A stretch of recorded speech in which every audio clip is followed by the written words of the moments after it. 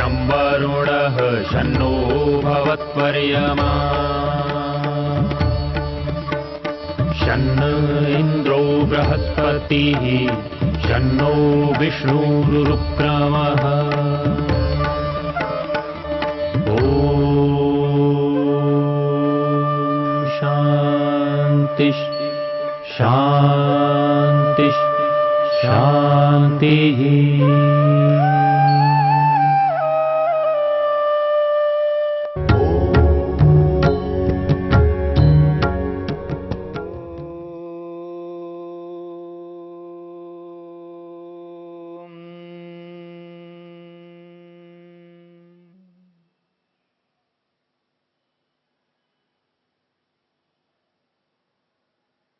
जप के अंतर्गत स्वाध्याय को लेकर के विचार किया है हमने।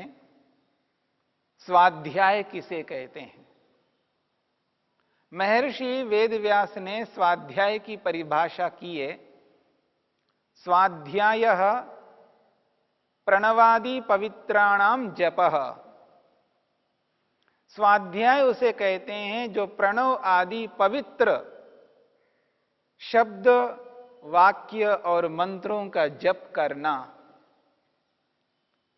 स्वाध्याय का ये एक भाग है और दूसरा भाग को स्पष्ट करते हैं मोक्ष शास्त्र अध्ययनम वा।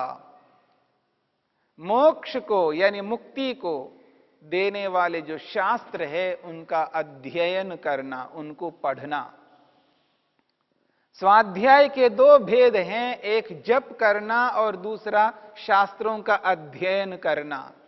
जब ये दोनों कार्य संपन्न होते हैं तो स्वाध्याय पूर्ण माना जाएगा, अन्यथा स्वाध्याय अधूरा हो जाएगा। आप देखेंगे कोई कोई व्यक्ति स्वाध्याय के नाम से केवल पुस्तकों को ही पढ़ रहा होता है और वो भी पुस्तकें एक ही प्रकार की पुस्तकें पढ़ता है। कोई भौतिक विद्यार्थी है तो भौतिक पुस्तकों को ही पढ़ता है, भौतिक शास्त्रों को ही पढ़ता है। कोई भौतिक वैज्ञानिक है, भौतिक विद्या को जानने वाला है, वो केवल भौतिक विज्ञान को ही समझ करके चलता है। दुनिया में भौतिक विज्ञान ही ऐसा मानता है और भौतिक विद्या को ही पढ़ने में सारी शक्ति लगा देता है। ऐसी स्थिति में वो आध्यात्मिक ग्रंथों को, आध्यात्मिक शास्त्रों को वो छू नहीं पाता है। इसलिए एक ओर से उसके पास में भौतिक विद्या विशाल स्थिति को प्राप्त हो रही है, विशाल रूप से उसको प्राप्त है, क्योंकि भौतिक विद्या में सारा जीवन दे दिया है। भौतिक क्षेत्र में वो बहुत व्यापक हो चुका है, परंतु आध्यात्मिक क्षेत्र में वो बिल्कुल शून्य की स्थिति में रहता है। ये अत्यंत हानिकारक है। जहां भौतिक विद्या को प्राप्त किया जा रहा है वहां आध्यात्मिक विद्या को भी प्राप्त करना चाहिए, क्योंकि ये जीवन के अंग हैं दो। जीवन के दो अंग है, एक अंग को लेकर के एकांगी जीवन में कभी भी व्यक्ति सुखी नहीं हो सकता। इसलिए आध्यात्मिक व्यक्ति को भी इस प्रकार को लेकर के चलना होगा। केवल आत्मा परमात्मा में नहीं रहना, सारा जीवन ओम ओम करते हुए जीना नहीं है। मेरी बात को समझने का प्रयत्न करना। सारा जीवन ओम ओम करते हुए जीना नहीं है। ओम के साथ में, जप के साथ में, ध्यान के साथ में भौतिक विद्या को भी जानना अनिवार्य है। क्योंकि जो व्यक्ति साधक है, साधना करता है, ईश्वर को प्राप्त करने की चेष्टा करता है, स्वयं को जानने की चेष्टा करता है, बहुत अच्छी बात है, करना चाहिए।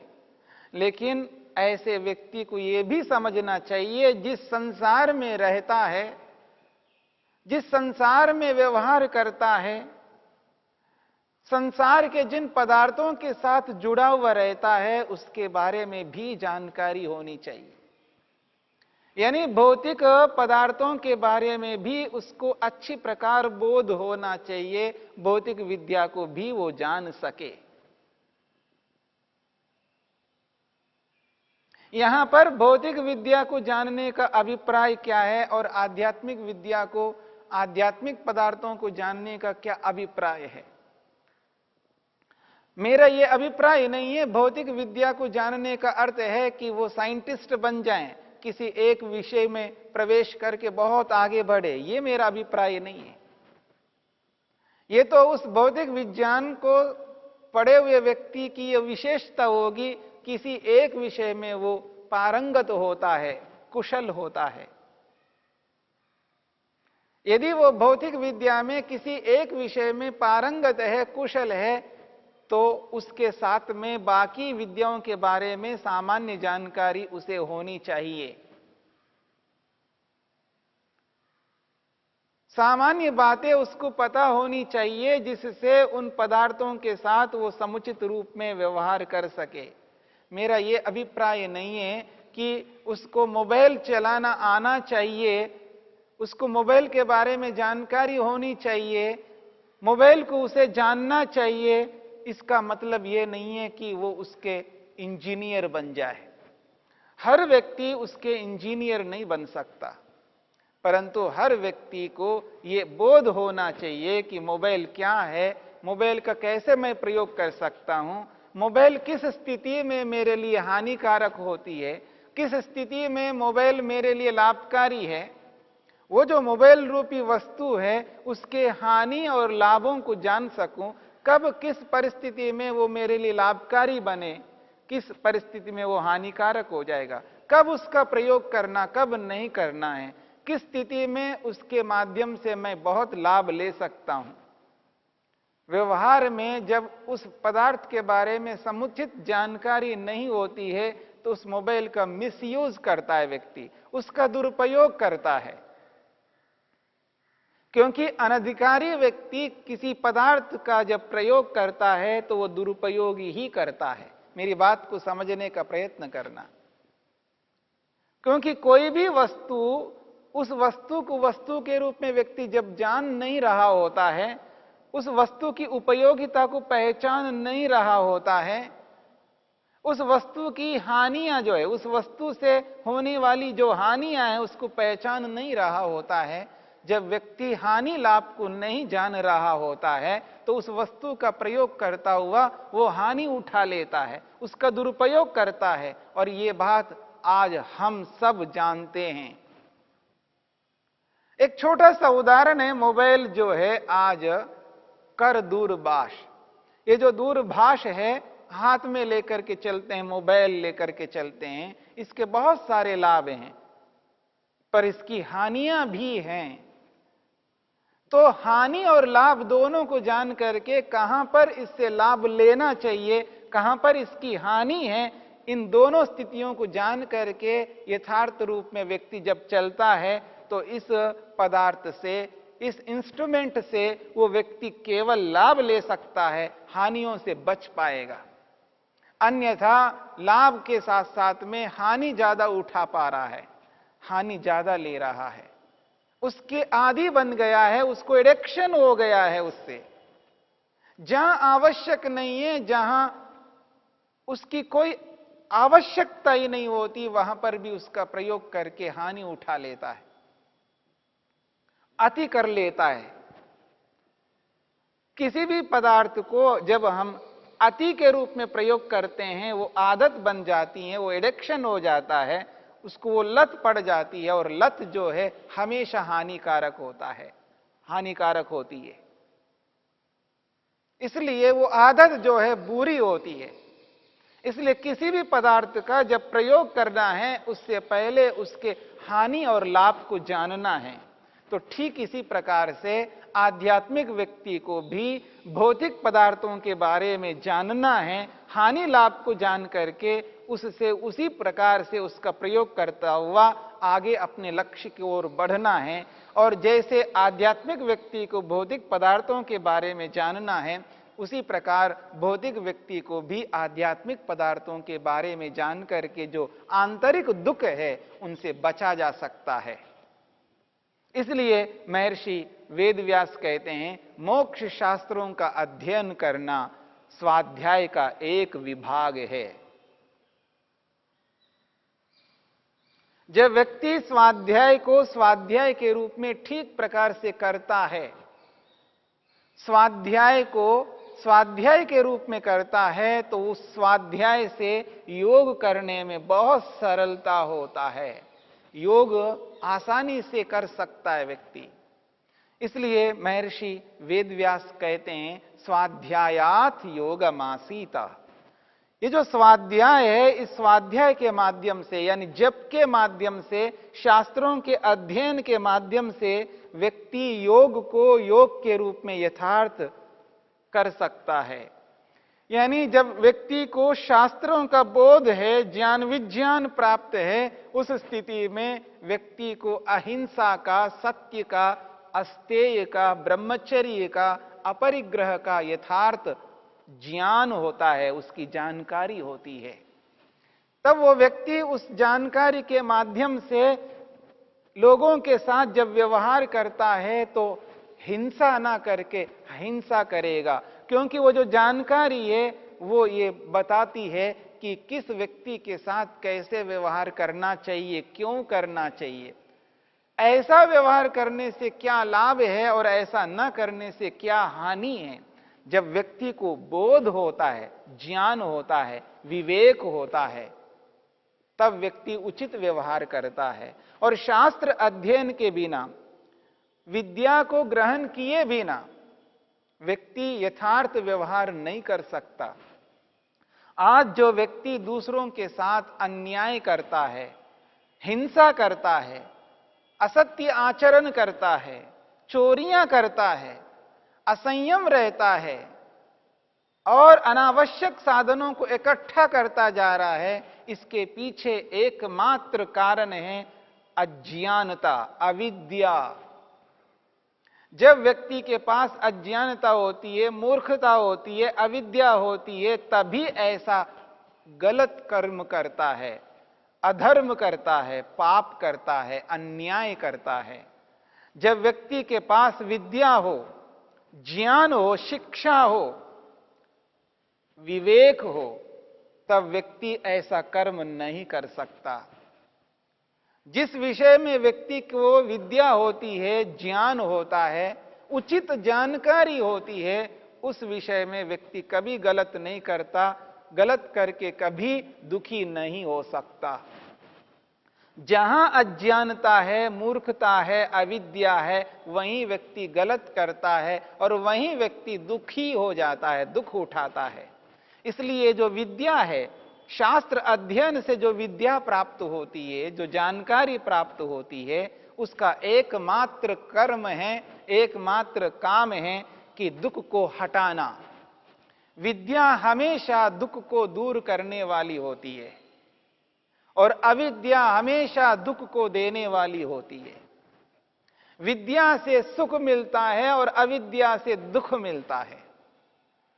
इसलिए शास्त्र अध्ययन अत्यंत आवश्यक है। और जो व्यक्ति अपने आप को साधक बनाना चाहता है, अपने आप को साधक मानता है, साधना करना चाहता है, योग करना चाहता है, ऐसे व्यक्ति को शास्त्रों का अध्ययन करना अनिवार्य है। बिना शास्त्र अध्ययन के, बिना विद्या को प्राप्त किए वो योग को योग के रूप में कभी नहीं कर सकता। इसलिए इस बात को समझने का प्रयत्न हमें करना है।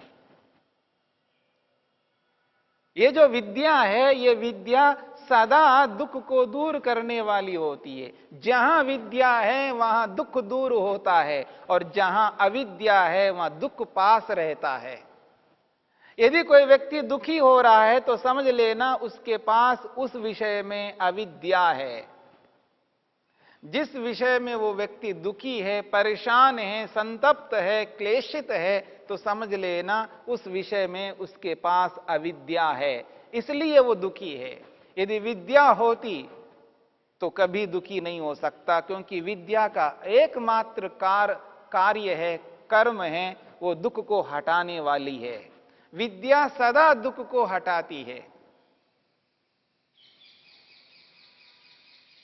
मेरे सामने से ट्रक आ रही हो, मैं सड़क के बीच में खड़ा हूं, सड़क पर जा रहा हूं, बीच सड़क से चल रहा हूं, मेरे को लगा कि सड़क खाली है, कोई वाहन नहीं आ रहे हैं, गाड़ियां आ नहीं रही हैं, तो मैं बीच सड़क पर जा रहा हूं और सामने से ट्रक आ रही हो, बहुत स्पीड से आ रही हो, ट्रक भरी हुई हो, और मेरे को पता है कि जब ट्रक सामने आ रही है और पास में आने वाली है, मैं यहां खड़ा रहूंगा तो मैं बचूंगा नहीं, एक्सीडेंट हो जाएगा, दुर्घटना घट जाएगी, हाथ पांव टूटेंगे, कुछ भी हो सकता, मर भी सकता हूं।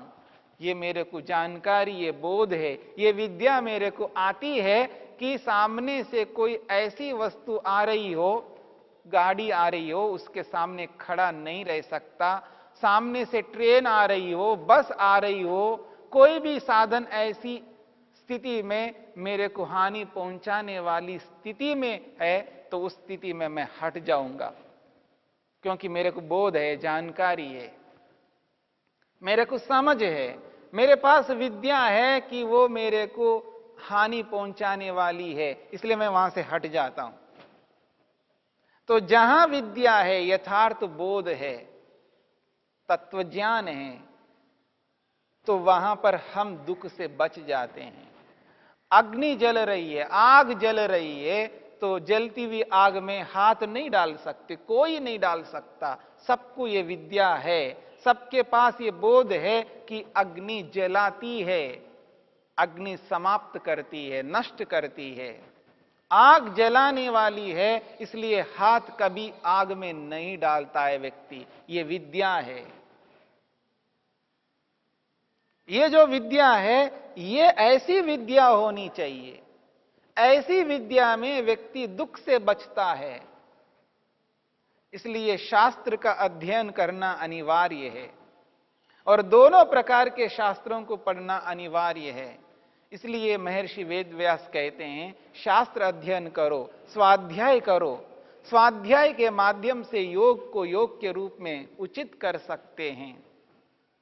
उसे ये पता नहीं चल रहा है कि इसके साथ अन्याय नहीं करना चाहिए, मैं हिंसा कर रहा हूं और इस हिंसा से हानि होगी, वो अपना देख रहा है, दूसरे का नहीं देख रहा है, इसका मतलब उसके पास वो विद्या नहीं है, वो यथार्थ विद्या नहीं है, वो समझ नहीं आया है उस व्यक्ति के पास में। अगर पढ़ा भी है तो केवल शब्दों को जानता है, अर्थ को जानता नहीं है। जैसे आग हाथ जलाने वाली है, नष्ट करने वाली, ये जो शब्द हम जानते हैं, केवल शब्द नहीं जानते, शब्दों के साथ में अर्थ भी जानते हैं। वो जो अर्थ है, सुख देना या दुख देना रूपी अर्थ है, वो हमें आता है, क्योंकि यहां ये अग्नि, ये आग जो है दुख देने वाली है, इसलिए हाथ नहीं डालता। ये जो अर्थ है, ऐसा अर्थ और विषयों में भी हमें समझना होगा, तब जाकर के ये जो हमारा स्वाध्याय है, ये योग को समुचित रूप से कराने वाला बनेगा। स्वाध्यायात योगमासीत। ओ